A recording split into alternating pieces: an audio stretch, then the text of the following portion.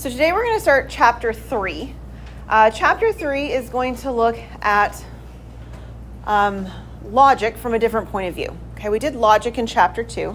There's a little bit of relationship between what we did in chapter 2 and chapter 3, but there's nothing that hinges upon it, like algebra, the way algebra builds on itself. So we're going to start today with statements and quantifiers in section 3.1. And as we've done before, we need some vocabulary so that we're all on the same page when we're talking about things to start with. A statement is a declarative sentence that is either true or false.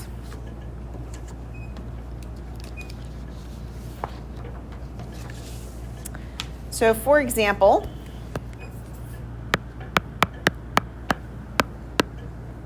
I ate cereal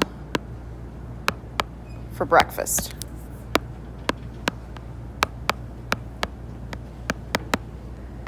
It's either true or it's false. Right?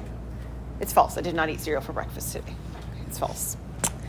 So we're going to decide if the statements that follow, or the sentences rather, that follow are statements or if they are not statements. Yield to oncoming traffic. Not a statement. Why not? Yeah, we call it a command. In terms of our definition, you can't say true or false, right? You could say, should you yield to you should yield to oncoming traffic, right? Like that would be a statement that would be either true or false, but just because it's a command, yield to oncoming traffic. Number 2, 1 gallon of milk weighs more than 4 pounds. Yeah, that's a statement, right? It's either it's true or it's false. It's not asking us which one it is, but it's a statement. Let's say not a statement here. This one's a statement. There's one other type of sentence that shows up in these that's not a statement. Can you think of another type of sentence that we haven't mentioned so far? A question. So a question would not be a statement either. Did you eat cereal for breakfast? Well, it's not true or false, right? Like the yes or no maybe, but it's not a true or a false. Okay? So questions are not statements, commands are not statements, and those are the two that we usually come across. Okay? All right. Compound statements are formed by combining 2 or more statements. And they're combined with connectives. Connectives are words like and, or, not, but, and if then. There's really only 3 categories of connectives.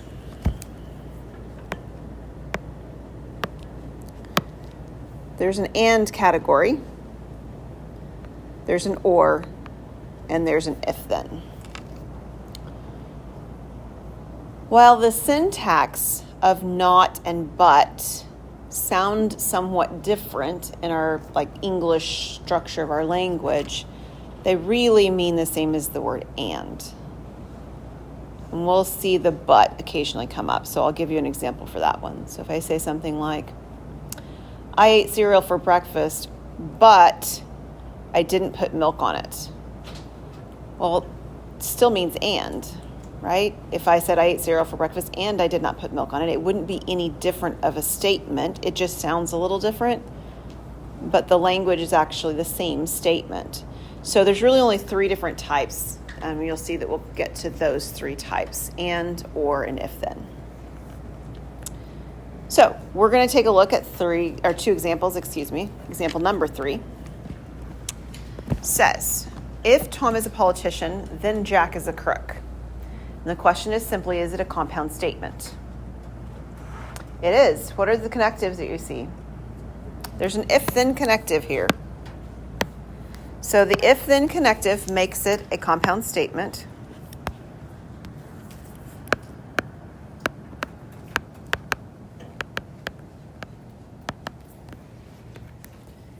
How about number 4? Tomorrow is Wednesday. Not a compound statement. Is it a statement? It is a statement, but it's not a compound statement.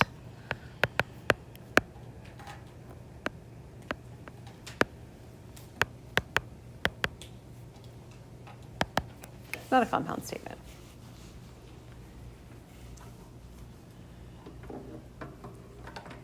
Okay, So what we would like to be able to do next is to take a statement and to say its logical opposite, something opposite of the statement. And that's called a negation.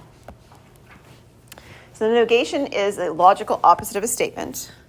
When I gave my example earlier, I ate cereal for breakfast.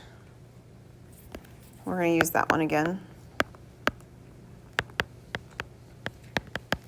What would the logical opposite of that be? Right. We simply put the word not in there. And for sentence structure, we're going to use did not. I did not eat cereal for breakfast.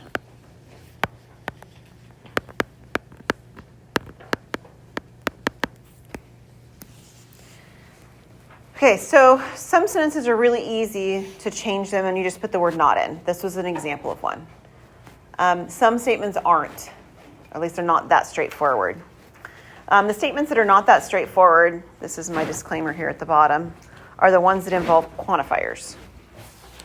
Quantifiers are words like all, each, every, no, and none. Those are called universal quantifiers. And then words that are something like some, there exists, for at least one, are called existential quantifiers.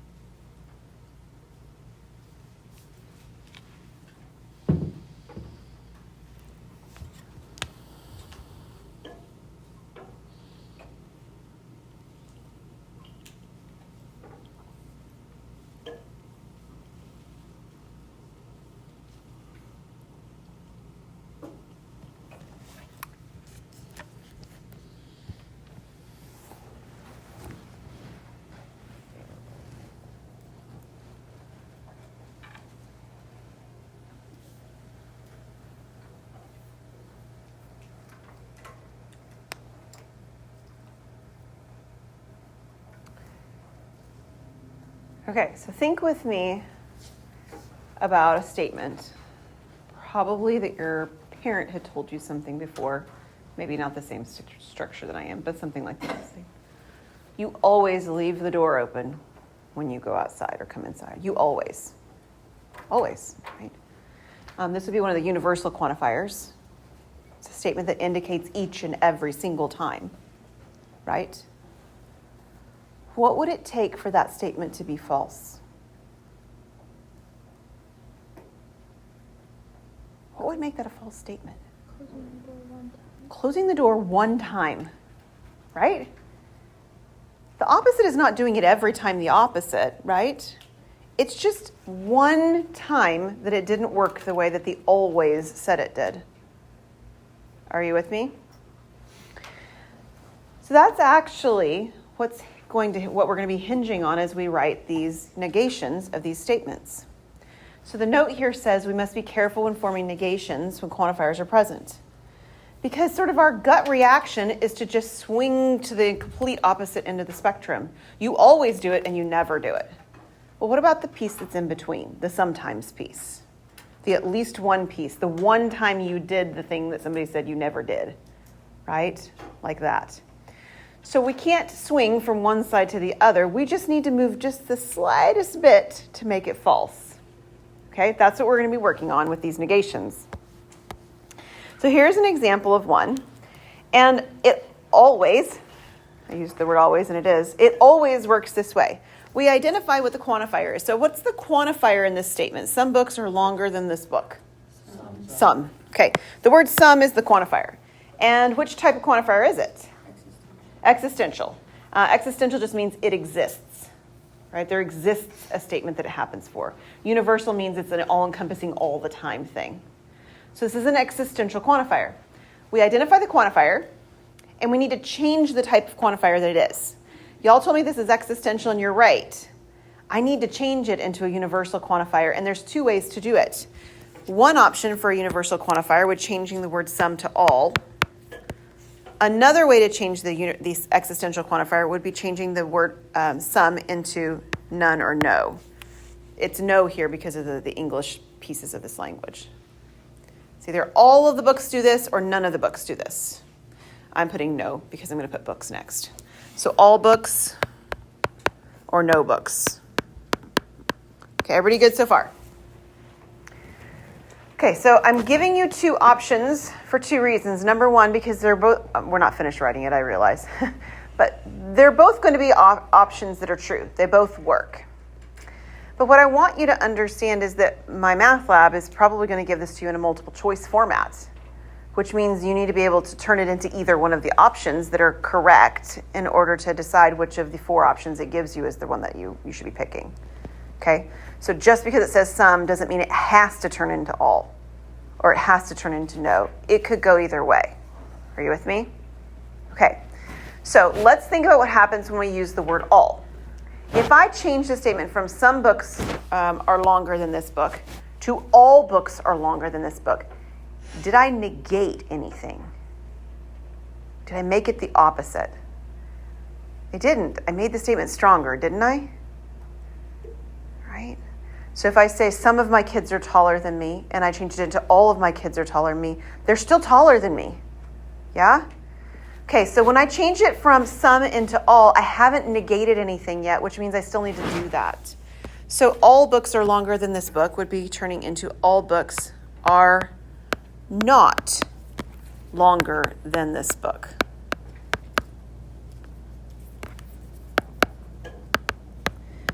Notice I didn't change it to say shorter. Any idea why?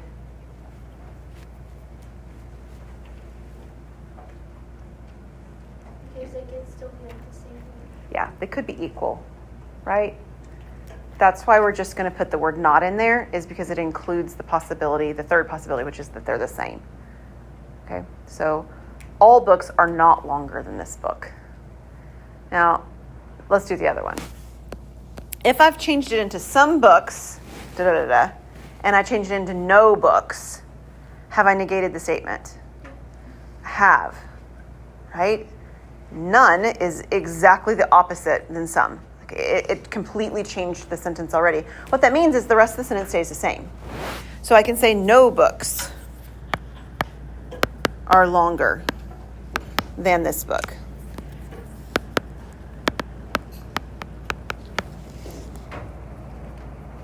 Okay? Typically speaking, when we take an existential statement, which we have, and we turn it into its negation, and there's two options, one of them feels more natural to us in the way we speak English, and one of them feels less natural. Which one feels more natural to you? The second book one probably feels more natural, right? It's not any more correct. It's just more of how we speak English. Okay? Is that good? Okay, we're going to do the same kind of thing down here. We're going to give the negation, but the negation is going to be of a mathematical sentence, like an inequality in this consideration instead. It actually says do not use a slash symbol. So one option here, in other words, is that you could take this and draw it like that, and that would be true. But the directions tell you not to do that. Are you with me? Okay, that's not what they're wanting. It's true, but it's not what they're wanting. So right now, this statement says that x is greater than or equal to 5. Correct? So if I want the negation, x and 5 don't change. But what's between them does. What should be between them if I want the logical opposite of this statement? Less than. And not less than or equal to, right? The equal to would make them the same. I want the opposite. So if the equals is there, I remove it. If it had started off and it didn't have an equals, I would put it on for the negation. It's either there in one or there in the other, but not in both. Okay? All right, we've got a little bit of a table going on next. This is a table of our connectives. So I mentioned there's basically 3 types of connectives, and I'm going to put one underneath it that's not really a connective usually, but I need you to know the symbol for it, or it's kind of nice to have it all in the same place anyway. So one connective is the word and. I mentioned that one before. The word or, and the if-then component.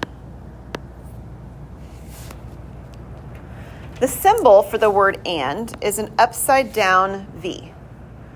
Or you can think of it as sort of like an A and without the line through the middle, or half of a capital N.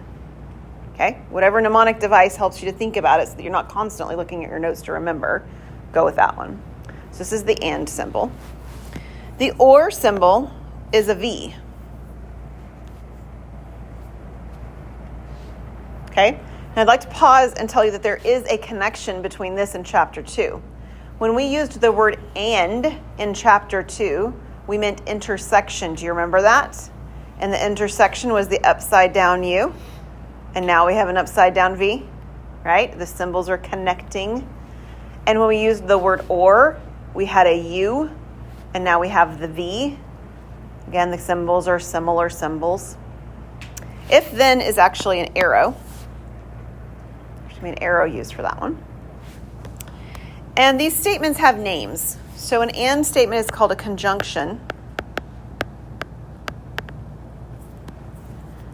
An or statement is called a disjunction. And an if-then statement is called a conditional.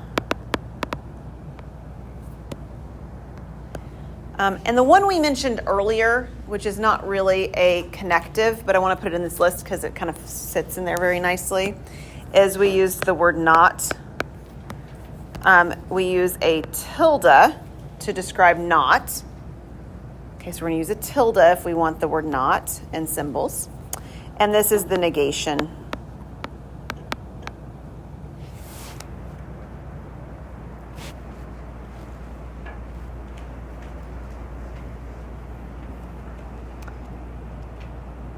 Okay, so the next couple of examples we're going to be doing are going to be taking English and turning them into symbols, and then taking symbols and turning them into the corresponding English. So we're just practicing on going back and forth. And everything we're doing in these first couple of sections is building up to the culminating sections where we kind of push it all together into making statements about the validity of arguments. That's what we're going to be doing, okay? So it's building together for that. So we're going to take a statement, Leah is a teenager, and that's going to be P. And we're going to take the letter Q to represent the statement, Joe is a lawyer. Okay? There's absolutely nothing special about these statements. They're just random, all right?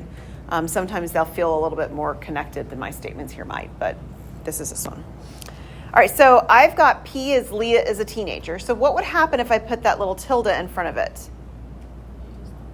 Right, it's the negation. It means not. And we don't have any sums or alls or nones or anything like that, so it's really straightforward. We just put the word not in there.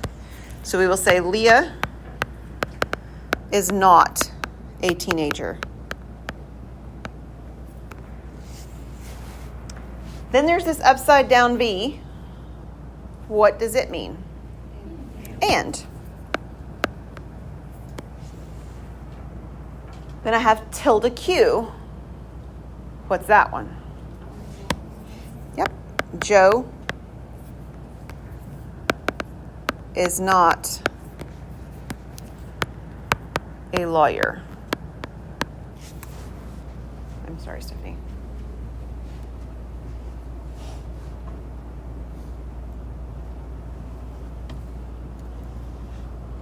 Okay, is that all right? So we're going to take words and turn them into symbols. And now we're going to go the other direction. We're going to take symbols and go back into the words. So exactly the same setup. I just needed a new slide. Now we've got the language and we're turning it into the symbols. It says Leah is not a teenager. So what is Leah is not a teenager? It's P with a negation in front. Tilde P. Then I have the word or. What is or? A V. And then I have Joe is a lawyer. Q. Yeah. Okay. Just going back and forth. This is one of those places that if you do this inside of my math lab, they will actually have you type this in. There's going to be a block, I think, that has the symbols in it, or the ands and the ors and the tildes and stuff for you to select from. You don't have to find them on your keyboard or anything like that. This is a place where on your quizzes and your exams, I can go back and do partial credit, right? Because if the only thing you missed is the and or the or in the middle, right, but you knew the other pieces, well, then you knew part of what was going on, and I can do partial credit on something like that. So just FYI, this is one of those places. All right. You are going to have some statements where you do decide whether the statements are actually true or false. These do hinge on some prior knowledge. They're hinging upon your prior knowledge of some of the things we did do in Chapter 2, but they were things that were review, even if you hadn't seen them in a while. They have to do with some basic mathematical concepts for the most part. For example, all irrational numbers are real numbers. So we drew a picture of that, all right? Again, it wasn't information you've never seen before, but maybe you hadn't seen it presented that way. So when we drew our picture, it was this big box, and I split the box in half, but it didn't look like halves. Do you remember that? It kind of looked like a bigger side on one side because I did these embedded rectangles or squares inside of it, and the other side was the irrationals. So we talked about the fact that the real number system, the big rectangle on the outside, encompassed rational numbers, right? Fractions, decimals, positives, negatives, all those things. And on the other side, it included the irrational things that usually come up in geometry for the first time, like pi and square root of 2s. Those come up in geometry and in algebra, depending on where you're seeing them. So the whole big box is real numbers, and irrationals is simply part of the box. So are all irrational numbers real numbers? They are. By definition, they are. So this is a true statement. In fact, the only numbers that you would have encountered that are not real numbers, and you may not have encountered them, is the complex number I, or the imaginary unit I, depending on what math you've had before. That is not a real number. But all the other numbers you've experienced along the way, they are real numbers. And I don't mean real and imaginary in the sense that they exist and they don't exist like your imaginary friend. That's not what we're talking about, right? These are just contextual words in mathematics that have not the same meaning in our real life. But yeah, so this would be a true statement. The next one, number 10, says each whole number. So what are our whole numbers? They were part of the counting numbers. And zero. Okay, so this is a place where I was able to get partial credit on the test you guys just did, because some of you did and didn't remember when zero is and was not included. So that was a place that's a partial credit kind of place. Zero is included in the whole numbers, okay? The natural numbers would not include zero. Okay, so zero is the difference maker for wholes versus naturals. So are all whole numbers positive? No. Why not? Negative numbers are not whole numbers. They're integers. But zero doesn't work. Yeah.